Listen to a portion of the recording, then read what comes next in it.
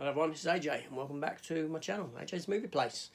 Got a review for you. I'm going to be reviewing the 1982 classic The Thing, the John Carpenter movie.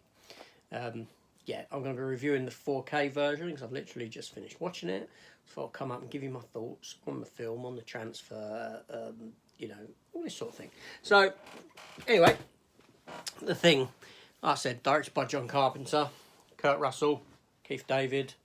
The film came out in 1982. It's a classic film. It's a remake of the movie The Thing from Another World, which was in the 1950s, I believe, maybe 1956. I may be wrong with that. I'm just throwing a number out of my head. For some reason, that number has generated. You know the story of the Thing, the film. It's about this alien life form that's come into this American research station after obliterating a Norwegian research station. You know, you got the scene at the beginning with the dog being chased. Fantastic scene. And this alien creature has the ability to replicate, take over people's cells and all this sort of thing, and you've got an exact copy of someone or something, and no one knows who's who. So the film plays on a lot of paranoia, aspects of paranoia, people not knowing who is and who isn't infected. You're claustrophobic feel because you're trapped in this isolated place with no help. All this sort of stuff it plays in on. The film's got a fantastic musical score that complements the film itself and the isolation that these people are feeling, and the music really works to put you on edge and creates this atmosphere of fear and dread. So what can I say other than this is a fantastic film?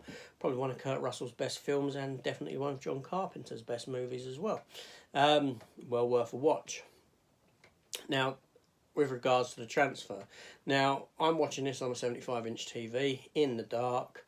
I'll put up a few scenes here and there throughout the video so you can see, but these were recorded via my phone, so they're not as sharp as what would have been with you watching it. Do you know what I mean?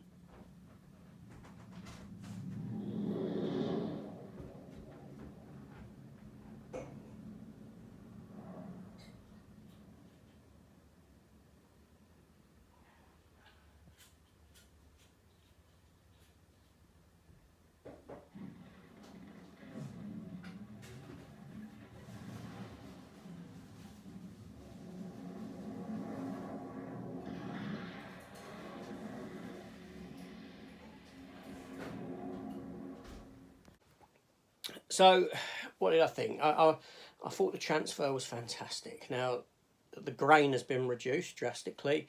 There is a little bit of grain present in a few scenes. Not distracting or anything like that. I don't know if you're a grain lover or not. I don't particularly like grain too much.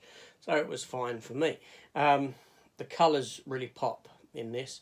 When you've got scenes set at night, I mean, the black's a deep black.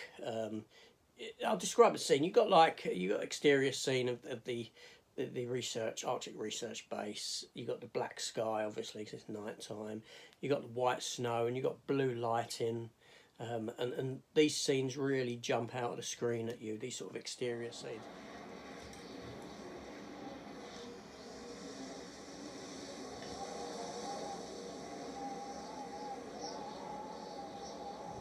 The same when you get stuff like flames on the screen and all this sort of thing. The colours really pop out, and blood as well. There's scenes towards the start of the film when you get some blood, and it's really, really vibrant. So the transfer, I think, is fantastic. I don't want to stay out here anymore. I want to come back inside. Now, there has been some talk of some pixelation at some point in the film. I'll be honest, I didn't notice this pixelation. I found it at the 1 hour and 14-minute mark. It's the scene where MacReady, Kurt Russell's character, breaks back into the base after being locked out, because people were paranoid about him being one, and he gets into like a supply closet. They break down the door, they come in and confront him, and he stood there with a dynamite, set of dynamite and a flare, which is sort of being held in front of his face. You got the flame of the flare, and you got the smoke of the flare coming up as well. At that scene, there was some slight pixelation underneath over his face. It's not for very long or anything like that. I was looking for pixelation because, like I said, I had been told that there was issues, or some people had reported this issue. I wasn't aware where it was in the film. This is the only time I've noticed it.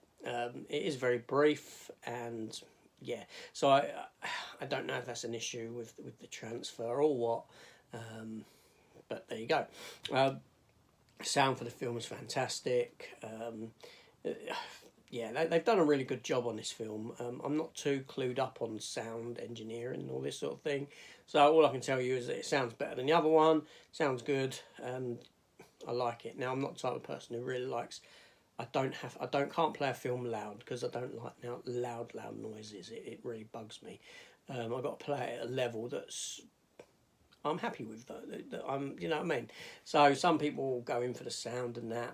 I'm not overly big on that. It's more about the visual and the picture for me.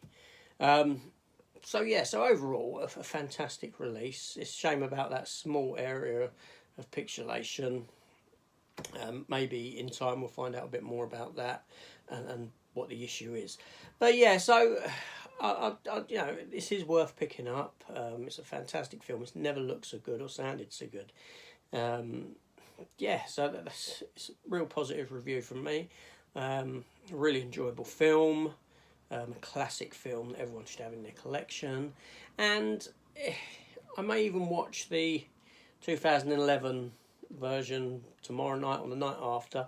Give a review of that, because I've come off the back of this, and see how that actually does compare. Why not? So anyway, thank you for watching. You've stayed this long. Please hit the subscribe button if you haven't. It's down below. Leave me a comment, all that sort of thing. Have you noticed this pixelation? I'm interested if people have or haven't seen this. Keep an eye out for it if you're going to watch it. Or if you have watched it and you haven't noticed it, let me know. Or if you're going to go back and take a look again. Yeah, so anyway, again, thank you for joining me. This is AJ, and I'll see you on the next one, hopefully. Thank you all. Take care and have a safe night, day, evening, whatever you're doing. Be safe.